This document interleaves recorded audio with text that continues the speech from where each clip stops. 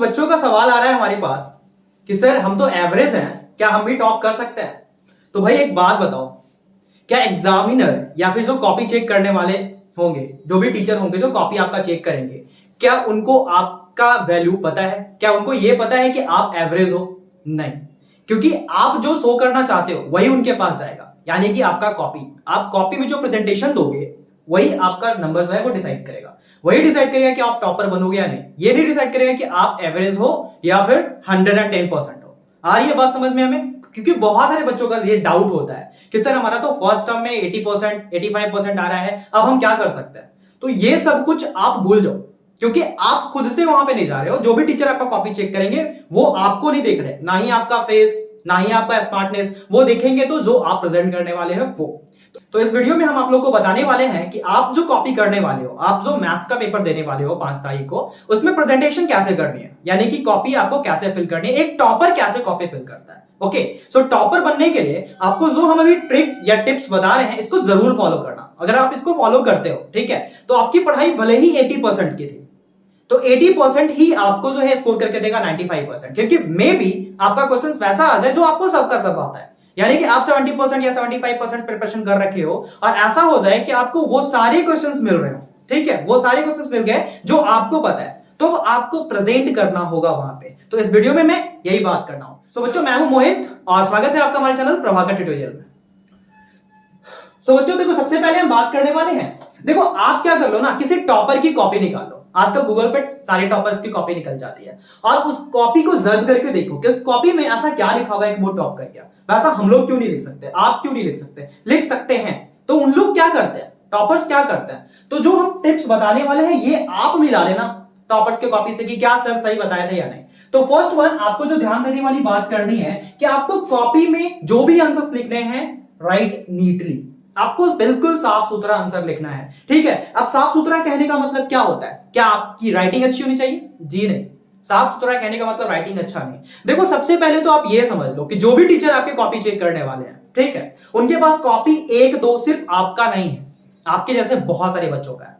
और ना ही उस कॉपी में ये लिखा हुआ है कि हम एवरेज हैं या फिर 110% है। तो ये चीज क्लियर कर लो कि आपके कॉपी का फर्स्ट 3 और 4 पेज बिल्कुल नीट एंड क्लीन होना चाहिए। वैसे तो होना सारा पेज चाहिए, लेकिन फर्स्ट 3 पेज, क्योंकि जो टीचर्स भी आपका कॉपी चेक करेंगे उनके पास कॉपी का कलेक्शन होगा, वो आपके पास ज्यादा टाइम नहीं देने वाले हैं, ठीक है। तो आपका कॉपी मेंशन करेंगे, आपका कॉपी देखेंगे और देखेंगे कि बच्चा जो है वो बिल्कुल क्लीन लिखा है, तो ठीक है, उनको भी एक माइंड आइडिया तो मिलेगा कि ये बच्चा जानता है। तो वो भी हो सकता है ऐसा कि वो कॉपी आपका फर्स्ट और 2 पेज के एवरेज में चेक करें, ठीक है। तो आपका सबसे पहला काम होगा कि आप जो भी लिखो, आंसर मेंशन कर रहे हो, वो बिल्कुल नीटली लिखिए। ओके, सेकंड पार्ट आता है proper margin for rough work. अब आप बिल्कुल क्लीन क्वेश्चंस तो कर लिए, ठीक है, बहुत बड़े बड़े कैलकुलेशन भी आए हैं, आपने क्या करते हैं, हम लोग क्या करते हैं कि मार्किंग जो भी क्वेश्चंस आते हैं उनका कैलकुलेशन हम लोग लास्ट पेज में करते हैं या कोई रफ शीट मांग के करते हैं। तो ऐसा नहीं करना, ठीक है, आप रफ शीट में भी करो, लेकिन कुछ कैलकुलेशन जो है कॉपी के साइड में एक कॉलम बनाओ, वहां पे लिख दो रफ वर्क और वहां पे जाके रफ कीजिए, ठीक है। अब रफ करने की भी कोई मैनेजमेंट होती है। अब ऐसा नहीं कि सारा का सारा रफ कर दिया यहाँ पे जिससे कि कॉपी आपका गंदा दिखने लगे, नहीं, कुछ प्रॉपर कुछ चीजें जो है यहाँ पे आप रफ आइटम में लिख सकते हो, ठीक है। सो सेकंड पेज पे हमको ध्यान देना है कि प्रॉपर मार्जिन होना चाहिए, एक बेटर मार्जिन होना चाहिए। थर्ड पार्ट आता है स्टार्ट द क्वेश्चन। क्यों लिख दिया हमने क्वेश्चन, थोड़ा सा लॉन्ग हो जाता है इसलिए। Given, to find, to prove, formula. देखो बच्चों ये बहुत ही ज्यादा इंपॉर्टेंट है और आप लोगों में से बहुत सारे बच्चे करते हैं और बहुत सारे नहीं करते हैं। जो भी आपका क्वेश्चन आ रहा है, क्वेश्चन पढ़ने के बाद ये देख लो कि क्वेश्चन में क्या दिया हुआ है। जैसे मान लो हाइट एंड डिस्टेंस का क्वेश्चन है, ठीक है, सपोज कर लो हाइट एंड डिस्टेंस का है, मेंसुरेशन का है, वॉल्यूम एंड सरफेस एरिया का क्वेश्चन दे रहा है, तो आपको गिवन लिखनी है कि आपको रेडियस क्या दे रखा है, हाइट क्या दे रखा है, सिलेंडर की वॉल्यूम निकालनी है, क्या निकालनी है, यानी कि गिवन का जो भी स्टेटमेंट है वो आप मेंशन कर लो कॉपी में। ये नहीं करते आप लोग। देखो मैं क्वेश्चन तो नोट नहीं कर सकता, इतना टाइम नहीं होता है, तो क्वेश्चन की जो इंपॉर्टेंट पार्ट है यानी कि गिवन सेक्शन, जहां पे हमारा जो क्वेश्चंस दिया होता है वो नोट कर लेंगे। या फिर अगर हमें फाइंड करना है, find the value of this, तो आपको फाइंड का भी मेंशन करना होगा। टू फाइंड आप लिख दो, क्या फाइंड करना है आपको, टू फाइंड AB का वैल्यू, AB का length of cuboid, length of height of cylinder, ठीक है, रेडियस ऑफ सिलेंडर। इस तरीके से आप टू फाइंड मेंशन करना ना भूलो। और उसके बाद अगर प्रूफ करने वाला क्वेश्चन है तो आप टू प्रूफ ये लिखना मत भूलिएगा, क्योंकि ये इंपॉर्टेंट पार्ट होता है। मैंने अभी क्या बताया, प्रेजेंटेशन काफी ज्यादा मायने रखता है, काफी ज्यादा इंपॉर्टेंट रखता है, क्योंकि अब लास्ट मिनट है, अब कुछ नहीं कर सकते हो आप, पढ़ाई में तो कुछ नहीं कर सकते, क्योंकि लास्ट डे आप क्या पढ़ोगे। तो आपके पास एक पार्ट बनता है कि हम जो कॉपी प्रेजेंट कर रहे हैं वो बेटर तरीके से करें।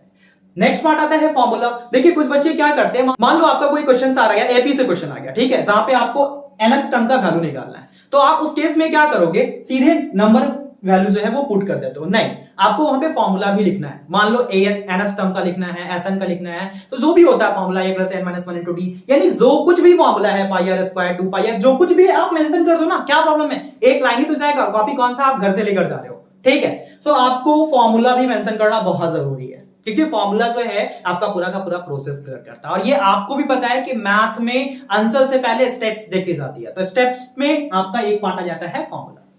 नेक्स्ट पार्ट आता है आपका अवॉइड कट मार्क। ये काफी ज्यादा इंपॉर्टेंट है बच्चों। अब मान लो यहां लिखना है 4πr3, ठीक है। अब यहां पे हमने वैल्यू मेंशन किया और वैल्यू में हमने डायमीटर का वैल्यू रख दिया, आर का वैल्यू नहीं रख के डायमीटर का वैल्यू रख दिया। तो वो लोग क्या करते हैं, कुछ इस तरीके से काट देते हैं। ये बैड हैबिट, ये कॉपी को क्या करता है, गंदा करता है। तो यू हैव टू, देखिए अगर क्वेश्चन ऐसा है और आपने गलत कर दिया, बाय द वे अगर गलत कर दिया तो आप एक काट मार्क लगा दो ऐसा, बस, जिससे कि आपका जो है कट मार्क भी टीचर को दिख जाए और आपका कॉपी भी गंदा ना हो। ओके बच्चों, ये चीजें क्लियर है। अब मैं आता हूं, प्रॉपर स्पेसिंग करना बहुत जरूरी है। मान लो हम कोई भी क्वेश्चंस कर रहे हैं तो प्रॉपर स्पेस देकर करें, ठीक है। एक पैटर्न मैं आपको बताता हूं, ठीक है, आप ध्यान से समझो और ऐसे ही करना। मान लो हम क्वेश्चन नंबर 1 का आंसर करने वाले, तो आप क्या करते हो, क्वेश्चन 1 लिखते हो और आंसर करने लगते हो यहां से ऐसा, ठीक है। ये चीज आपको नहीं करनी है। आपको क्या करनी है, क्वेश्चन नंबर 1 लिखनी है तो ये लाइन फिल कर देनी है, मतलब छोड़ देनी है, कुछ नहीं करनी है ये, ठीक है। इस लाइन को छोड़ दो और आप यहां से आंसर स्टार्ट कर लो, क्वेश्चन नंबर 1 और आंसर। इससे क्या होगा, आपको स्पेस का तो प्रॉब्लम ही नहीं लेना है, मतलब स्पेस का टेंशन ही नहीं है आपको रहा, क्योंकि क्वेश्चन नंबर 1 लिखने के बाद वो तो स्पेस ऐसे ही खाली रह गया, ठीक है, और आप उसका आंसर कर रहे हो। तो जब भी किसी भी क्वेश्चन का आंसर कीजिएगा, आप क्वेश्चन नंबर दीजिए, क्वेश्चन नंबर 5 कर रहा हूं, यहां आंसर लिखिए और आंसर यहां से फिल कीजिए। तो ये जो पार्ट है आपका, ये पहले से आपका स्पेस मैनेजमेंट कर देगा, यानी कि प्रॉपर स्पेसिंग कर देगी। ओके, नेक्स्ट पार्ट पे आते हैं। नेक्स्ट पार्ट क्या है, आंसर इन बॉक्स। देखो बच्चों, ये काफी ज्यादा इंपॉर्टेंट पार्ट आता है, ये काफी ज्यादा इंपॉर्टेंट पार्ट आता है। और टॉपर की कॉपी आप एक बार जज करके देखो कि इस कॉपी में होता क्या है। आंसर तो वही होता है जो आप लिखते हो, क्वेश्चन का सॉल्यूशन वही होता है जो आप करते हो, पर वो जो कॉपी प्रेजेंट करते हैं ना, वो काफी ज्यादा इंपॉर्टेंट इसलिए हो जाता है क्योंकि वो मैनेजमेंट फॉलो करते हैं, वो रूटीन फॉलो करते हैं कि आंसर हमको कैसे करना, प्रेजेंट कैसे करना है। देखिए आपका अगर आंसर आया, मान लो n = 18, आप ऐसा लिख के छोड़ देते हो, नहीं, ये नहीं करना है। जो आंसर आ गया आप उसको बॉक्स बना दो, ऐसा कर दो, बॉक्स में प्रेजेंट कर दो। अब ये कहीं ना कहीं आपका शार्पली, यानी कि नीट एंड क्लीन बना देता है आपके कुछ पूरे क्वेश्चन को, हाईलाइट करता है आपके आंसर को कि आपका आंसर क्या है। कुछ टीचर्स के पास क्या होता है ना कि क्वेश्चन का आंसर वो नोट कर लेते हैं, उसके बाद वो कॉपी चेक करते हैं कि आंसर क्या आया, ठीक है, कट सही करो इसको। अब आप आंसर ही बहुत कंजस्टेड लिख दोगे तो कैसे होगा। तो आंसर जो आपको करनी है, आपको लास्ट में बॉक्स बना देनी है। One thing more, close statement. इसके बाद आप क्या करते हो, मान लो आंसर आ गया, आप छोड़ दिए। अक्सर बच्चे यही करते हैं कि क्वेश्चन का आंसर फाइंड आउट कर लिए, उनको तो ये लगता है कि मैथ में कोई नंबर नहीं काट सकता। भाई मैथ भी प्रेजेंट करने की जरूरत होती है, ऐसा कुछ नहीं है कि मैथ में नंबर नहीं कट सकता, कट सकता है। आपको क्लोज स्टेटमेंट करना होगा, जैसे लास्ट में हेंस लिखकर हम लोग करते थे, and nth term of the AP is 80। इस तरीके से एक क्लोजिंग देना बहुत जरूरी है, आंसर का closing. Hence the find the value of AB is the cost price of this is, it means question को फिनिश करना बहुत जरूरी है। अब मैं आता हूं डायग्राम पार्ट पे। डायग्राम कहां देना है, लेफ्ट पार्ट और राइट पार्ट। बहुत ही सिंपल सी बात है, आप लोगों की पता है कि डायग्राम कहां करना है। लेकिन कुछ बच्चे जो गलती करते हैं कि अगर ये आपका कॉपी है, आप डायग्राम यहां बना देते हो। मान लो हाइट एंड डिस्टेंस का क्वेश्चन मिल रखा है, आप डायग्राम यहां बना दिए और फिर यहां लिखे गिवन, यहां लिखे सॉल्यूशन। ये गलत तरीका है भाई, ऐसा नहीं करो। आपको क्या करनी है, पेज के इस पार्ट में, इस कॉर्नर में फिगर बनाना है, ठीक है। यहां पे आप जो भी फिगर बनाना है बना लो, यहां गिवन मेंशन कर दो, जो कुछ भी है, और यहां सॉल्यूशन कर दो, ठीक है। ये बात आ रही है समझ में, ये काफी इंपॉर्टेंट पार्ट होगा। और डायग्राम बहुत ही इंपॉर्टेंट पार्ट होगा हाइट एंड डिस्टेंस के लिए।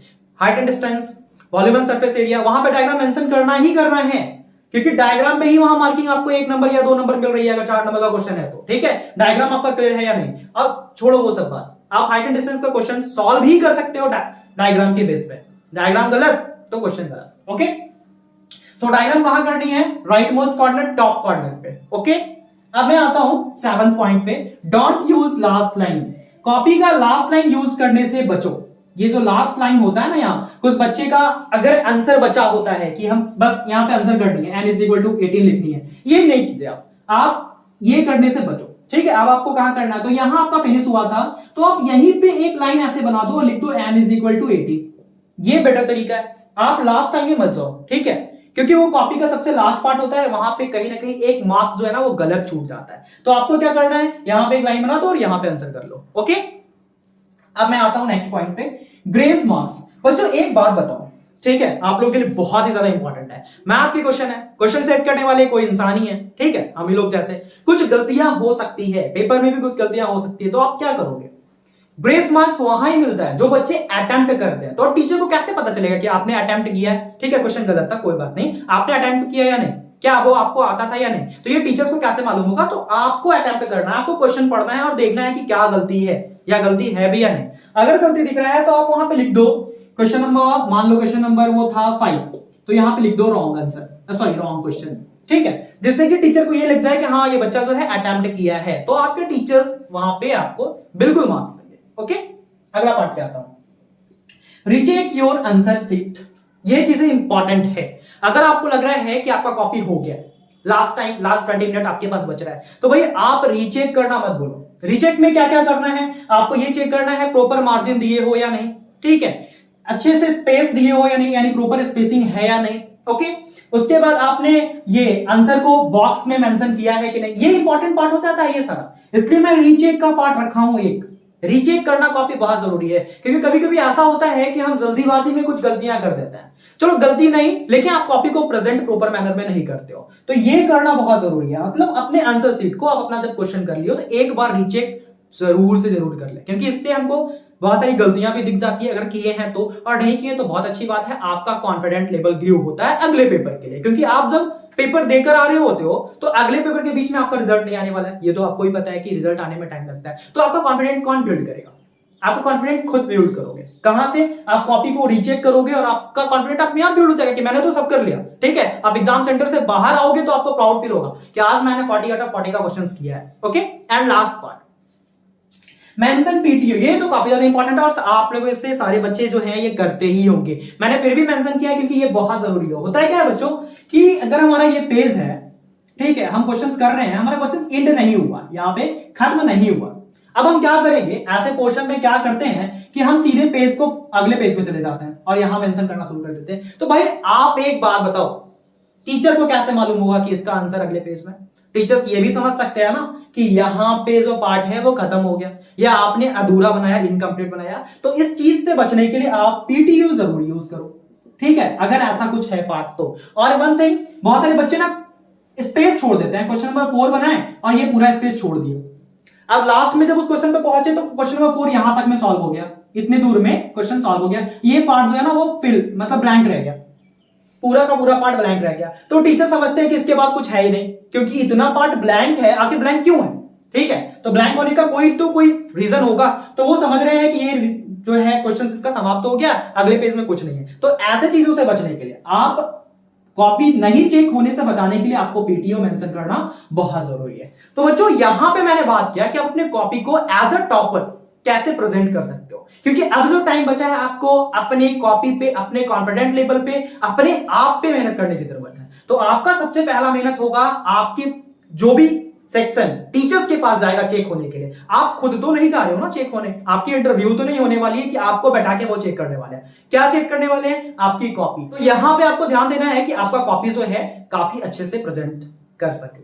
हाँ, अगर आपको ये सारे पॉइंट्स अगर और घर पे बैठ के अच्छे से समझना है तो आप इसका एक स्क्रीनशॉट ले सकते हो। मैं किनारे हो जा रहा हूं, आप इसका स्क्रीनशॉट ले लो और बाद में इस पे घर पे जरूर काम करो कि हमें कहां पे काम करनी है, कॉपी पे कहां पे काम करनी है। ठीक है, सो इस वीडियो को मैं यहीं पे खत्म कर रहा हूं, मिलते हैं एक और वीडियो के साथ। अगर आप लोग नए हो हमारे चैनल पे तो आप हमारे चैनल को सब्सक्राइब करो।